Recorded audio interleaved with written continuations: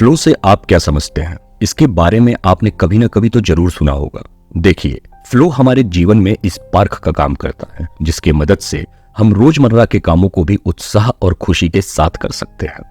आसान भाषा में बोला जाए तो फ्लो किसी ऐसे एक्टिविटी द्वारा हासिल किया जाता है जो चैलेंजिंग होने के बावजूद उसे करते समय ना तो वक्त का पता चले और ना ही एफर्ट्स का।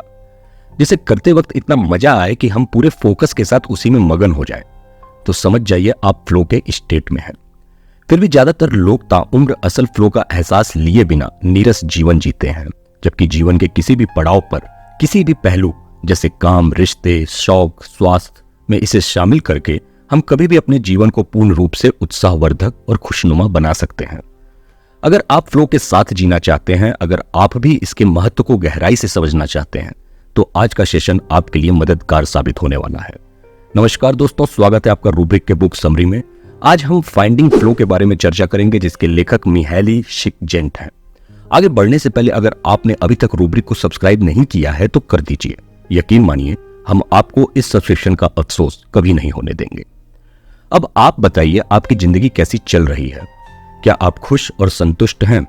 अगर आपका जवाब हाँ है तो मेरी बात अब ध्यान से सुनिए। जिंदगी सिर्फ ठीक ठाक तरीके से काटने का नाम नहीं, बल्कि हर सुबह का उत्सुकता के साथ इंतजार, अपने काम के प्रति एक्साइटमेंट, अपने जीवन को जी भर के जीने की लालसा का नाम है। हमें आज अभी इसी वक्त से अपने जीवन को भरपूर आनंद के साथ जीना सीखना होगा, जो सिर्फ और सिर्फ फ्लो के स्टेट में रहते हुए ही संभव हो सकता है, क्योंकि यही वो स्टेट होता है जहां हम एक्टिव, खुश और मोटिवेटेड फील करते हैं। अगर आप बोर्डम, आलस या टाल मटोल की आदत से परेशान हैं, अगर आप स्वयं को कहीं फंसा हुआ और नाखुश महसूस कर रहे हैं, तो आज के बाद आपकी यह सारी परेशानियां जड़ से खत्म होने वाली हैं। तो चलिए शुरू करते हैं आज की यात्रा को। Part 1, everyday life structure. हम में और लंगूर में ज्यादा फर्क नहीं है। लंगूर भी अपना 1/3 जीवन सोते हुए गुजारते हैं और हम भी। और हमारे ही तरह जब वो सो नहीं रहे होते तो खाते पीते, घूमते फिरते एक दूसरे से मेल जोल बढ़ाते हैं। साथ ही उनका सबसे मन पसंदीदा काम है दूसरे लंगूरों के बाल से जुआं निकालना। ठीक वैसे जैसे हम में से ज्यादातर लोगों का मन पसंदीदा काम होता है दूसरों की गलतियां निकालना, उन्हें जज करना, उनसे जलना और तुलना करना। मतलब लंगूरों की तरह ही हमारा जीवन भी कोई बहुत ज्यादा रोमांचक नहीं होता है। तो सवाल यह है कि क्या इस पृथ्वी पर उपस्थित हर एक इंसान एक जैसी रूटीन वाली जिंदगी जीता है, जैसे काम करना, खाना पीना, सोशलाइज होना? और जवाब है बिल्कुल नहीं। हाँ, बेशक हमारी ज्यादातर गतिविधियां एक जैसी हो सकती हैं, लेकिन हमारे जीवन के अलग अलग हालातों की वजह से हमारी जिंदगी एक जैसी बिल्कुल नहीं होती है। उदाहरण के लिए, जन्म से पहले मां के पेट में हर इंसान एक जैसे होते हैं, लेकिन जन्म होते ही उनके आगे का भविष्य इस बात पर निर्भर करता है कि उनका जन्म किस परिवार, किस स्थान, किस परिवेश में हुआ है। जैसे हो सकता है किसी के ढेर सारे भाई बहन हो, या फिर किसी के माता पिता ना हो, या फिर कोई बहुत बड़े बिजनेसमैन के घर जन्मा हो, या कोई जन्म से ही बीमार हो। इसके अलावा जैसे जैसे बच्चे बड़े होते हैं, उनके द्वारा की जाने वाली गतिविधियों का असर भी उनके जीवन के अलग अलग लेवल पर पड़ता है, जिससे उनका उनके परिवेश के अनुसार विश्वास, धारणा और नजरिया स्थापित होने लगता है, और फिर उसी धारणा के साथ बड़े होकर नौकरी करने लगते हैं। लेकिन अब जिसके ढेर सारे भाई बहन हैं, हो सकता है उसे छोटे उम्र से ही अपने परिवार के लिए काम करना पड़ जाए, या जो जन्म से ही बीमार है उसे नौकरी ढूंढने में काफी मुश्किलों का सामना करना पड़े, या जो पैदाइशी खूबसूरत और अमीर परिवार में जन्मा है वह आगे जाकर मॉडलिंग करने लगे। मतलब हमारा जीवन अच्छा होगा या बुरा, यह सीधे तौर पर हमारे हालातों पर निर्भर करता है। लेकिन फिर भी अगर हम अपने हर काम को खुश होकर पूरे उत्साह के साथ करते हैं, अगर हर छोटे बड़े काम को मगन होकर करते हैं, तो हम अपने जीवन को आसानी से बेहतर बना सकते हैं। फिर इससे फर्क नहीं पड़ता कि हमारे हालात कैसे थे या हैं। एक स्टडी के मुताबिक जीवन का लगभग 60% वक्त हम प्रोडक्टिव एक्टिविटीज जैसे ऑफिस का काम, पढ़ाई, बिजनेस करने में बिताते हैं, और 20% वक्त मेंटेनेंस एक्टिविटीज जैसे घर का काम, खाना पीना, यात्रा में बिताते हैं, और बाकी 20% वक्त लेजर एक्टिविटीज जैसे आराम करना, सोना, टीवी देखना, बुक पढ़ना, लोगों से मिलना जुलना या हॉबी में बिताते हैं। हमें बस अपने जीवन को बेहतर और खुशनुमा बनाने के लिए यही सारे काम फ्लो के साथ करना सीखना होगा। Part 2, experience matter. अब आप कल्पना कीजिए कि आप और अंकित एक ही ऑफिस में कंप्यूटर इंजीनियर हैं। आप दोनों की उम्र एक है और आप दोनों ने डिग्री भी एक ही कॉलेज से लिया है। अंतर बस इतना है कि आपको कंप्यूटर से प्यार है, जबकि अंकित इसे मात्र एक नौकरी की तरह देखता है। अंकित रोज सुबह दुखी मन से उठता है, अपने दैनिक काम को निपटाकर ऑफिस जाता है और शाम को थका हारा घर वापस आकर खाना खाकर सो जाता है। वो हर पल उदास और अधूरापन महसूस करता है। वहीं दूसरी तरफ आप रोज सुबह अपने चेहरे पर मुस्कान लिए उठते हैं, उत्साह के साथ अपने दैनिक काम को करते हुए ऑफिस जाते हैं, अपना काम करते हैं, लोगों से मिलते जुलते हैं, फिर शाम को घर आते हैं, घर परिवार वालों के साथ समय बिताते हैं और कल सुबह के इंतजार में उत्सुकता के साथ सो जाते हैं। अब बताइए, आप में और अंकित में किसका जीवन सार्थक और मजेदार है?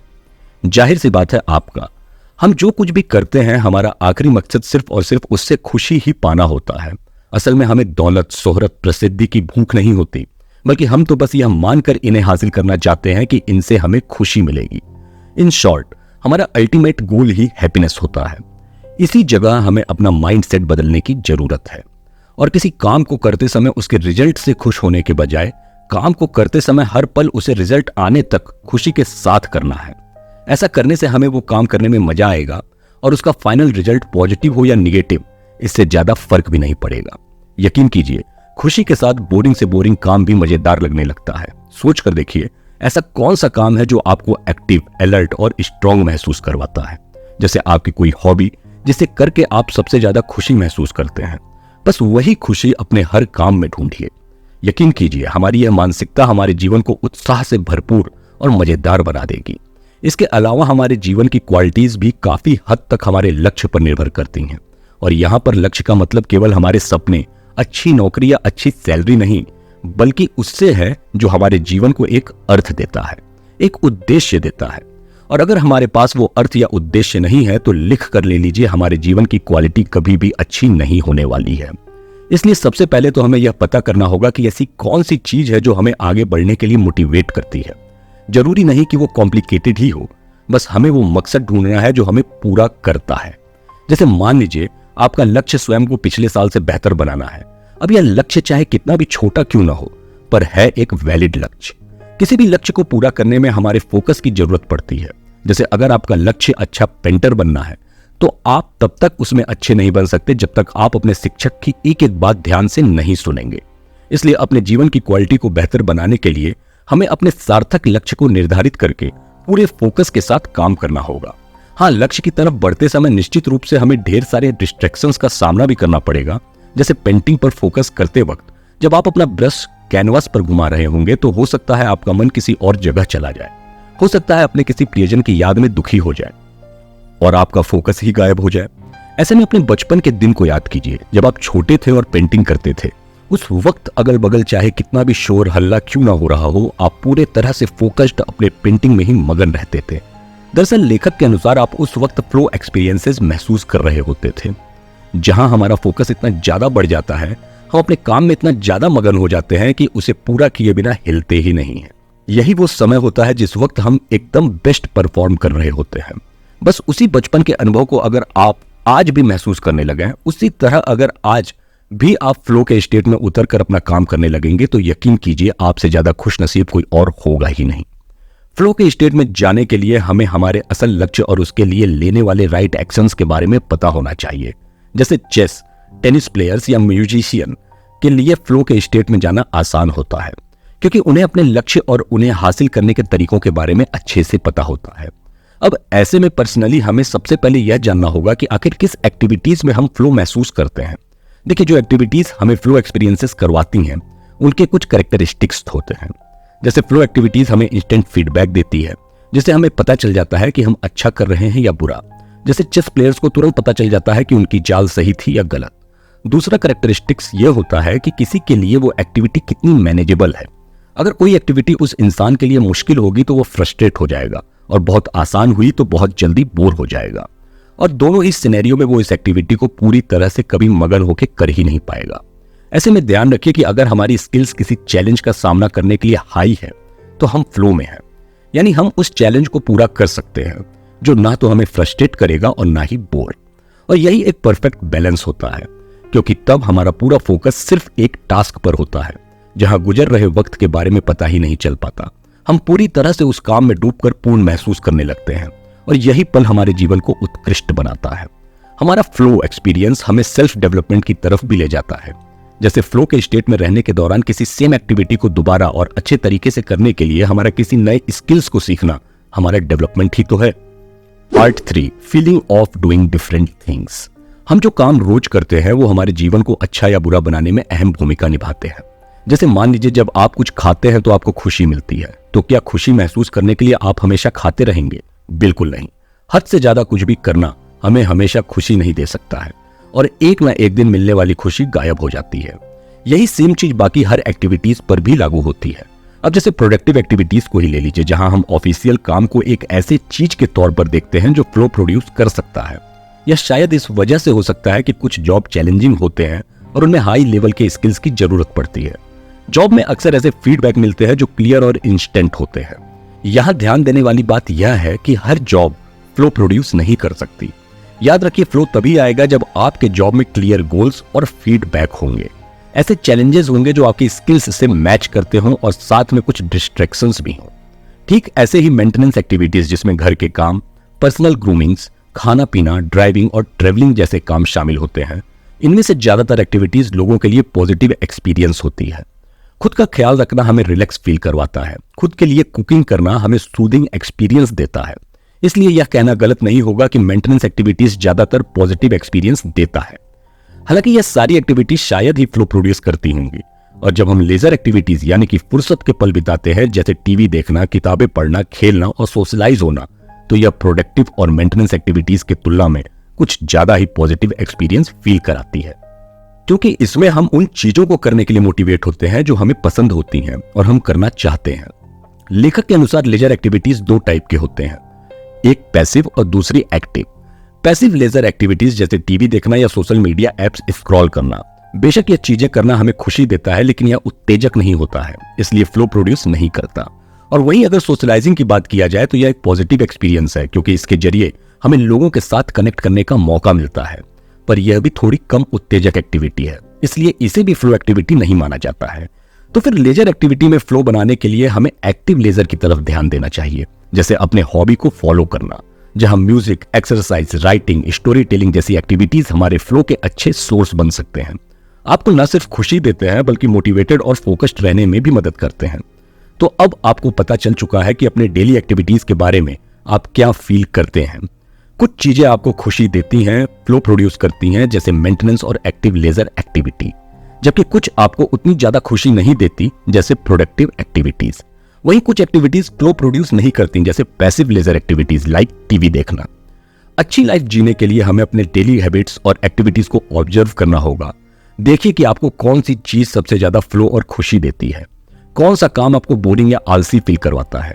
एक बार आपको यह पता चल जाएगा तो फिर आप अपने पॉजिटिव एक्सपीरियंस को बढ़ाकर नेगेटिव एक्सपीरियंस को कम कर सकते हैं।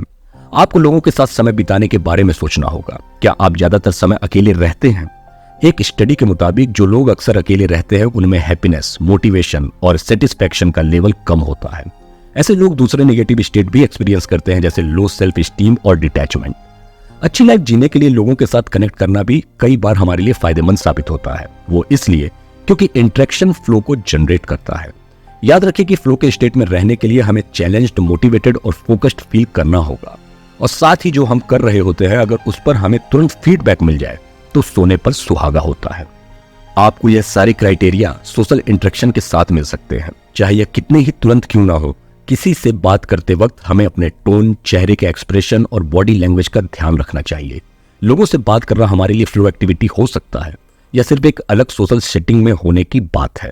जैसे ऑफिस में मीटिंग के दौरान आप खुद को और ज्यादा बोलने के लिए पुश कीजिए, या फिर फैमिली गैदरिंग के दौरान आप लोगों से और ज्यादा बातें करने की कोशिश कीजिए।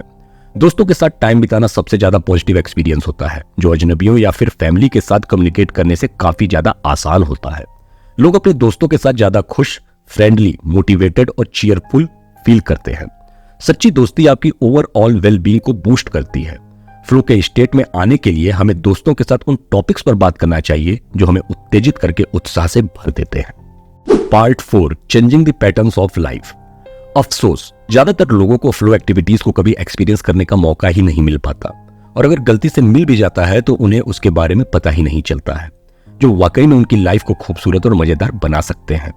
लेकिन अब आपको इसकी चिंता करने की कोई जरूरत नहीं है, क्योंकि आपको अपने जीवन में फ्लो ऐड करने के बारे में पता चल चुका है, वो भी रोजमर्रा के उन कामों के जरिए जिसमें आप अपना ज्यादातर समय व्यतीत करते हैं, जैसे प्रोडक्टिव, मेंटेनेंस और लेजर एक्टिविटीज। अब अगर आपका फ्लो आपके जॉब में मिल जाए तो इससे बढ़िया बात तो कोई और हो ही नहीं सकती है। आखिरकार हम अपने जीवन का ज्यादातर वक्त काम करते हुए गुजारते हैं, तो क्यों ना अपने काम में कुछ ऐसी वैल्यू ऐड किया जाए जो हमारे लिए फ्लो का सोर्स बन सके। क्या अपने काम के कारण आप अलग अलग लोगों से मिलते हैं? अगर हाँ, तो उनकी जरूरतों पर ध्यान दीजिए और उनके बातों को बहुत ध्यान से सुनिए। यकीन कीजिए, आपका ऐसा रवैया भी आपको फ्लो में लाएगा, क्योंकि हर इंसान के पास सुनाने के लिए कोई ना कोई यूनिक स्टोरी जरूर होती है जिसे वो किसी को सुनाना चाहते हैं। या फिर जैसे अगर आप एक जर्नलिस्ट हैं, तो सिर्फ स्टोरी पर फोकस मत कीजिए, बल्कि इसे कैसे डिलीवर करना है उस पर भी ध्यान दीजिए। यह इतना दिलचस्प होना चाहिए कि एक टीनेजर भी उसे पढ़ना चाहे, और इतना सिंपल कि जिसे ठीक से पढ़ना नहीं आता है वो भी उसे समझ पाए। अच्छी बात यह है कि हम जो भी जॉब करते हैं उसमें मीनिंग ढूंढ सकते हैं। ऐसा करके हम फ्लो का स्टेट अचीव कर रहे होते हैं। जैसे आप उन लोगों के बारे में सोचिए जिन्हें आप सर्व करते हैं, या फिर यह सोचिए कि आपकी जॉब दुनिया पर क्या इम्पैक्ट डाल सकती है। ध्यान रहे, अपने जॉब को करने के लिए दौलत और शोहरत कमाने से बड़ा कोई पर्पस ढूंढिए, लेकिन ध्यान रहे अपने काम को फ्लो के स्टेट में लाकर उसमें डूबने के साथ साथ हमें अपने घर वालों, दोस्तों को अनदेखा नहीं करना है। क्योंकि बात जब असल खुशी की आती है तो जीवन में बैलेंस बनाना बेहद जरूरी होता है। काम की तरह रिश्तों में फ्लो क्रिएट करने के लिए हमें अपने पार्टनर, अपने दोस्तों के साथ मिलकर कोई ऐसी एक्टिविटी करनी चाहिए जो दोनों लोगों के म्यूचुअल खुशी देती हो, जैसे ट्रेवल करना, गार्डनिंग करना, पेट्स का ख्याल रखना और भी बहुत कुछ। आपस में एक कॉमन गोल का होना रिश्तों में फ्लो अचीव करने के चांस बढ़ा देता है, जिससे हम संतुष्टि महसूस करते हैं और हमारा बॉन्ड भी मजबूत होता है। हाँ, यह बातें सुनने में आसान और मजेदार लगती हैं, लेकिन असल में इसे लगातार कर पाना थोड़ा चैलेंजिंग होता है। आपको डेली अपने जॉब में एक मीनिंग ढूंढना होगा। फ्लो जनरेट करने के लिए आपको एक्टिवली उन लोगों के साथ कनेक्ट करना होगा जो आपकी लाइफ का हिस्सा है। बेशक इसमें टाइम और एफर्ट की जरूरत होगी, लेकिन यकीन कीजिए अंत में यह पूरी तरह से आपके लिए फायदेमंद ही साबित होगा। तो दोस्तों, हमारी आज की समरी यहाँ खत्म होती है। उम्मीद है कि आपको यह पसंद आई होगी। अगर आप भी अपने जीवन के हर एक्टिविटीज में फ्लो को जोड़ना चाहते हैं तो आपको यह किताब एक बार जरूर पढ़नी चाहिए, जिसे आप फ्लिपकार्ट या अमेजॉन से खरीद सकते हैं। ऐसे ही सेल्फ हेल्प बुक्स की समरी को सुनने के लिए रूब्रिक को लाइक कीजिए और सब्सक्राइब कीजिए, और हमें कमेंट में जरूर बताइए कि और क्या आप हमसे सुनना पसंद करेंगे। धन्यवाद और नमस्कार।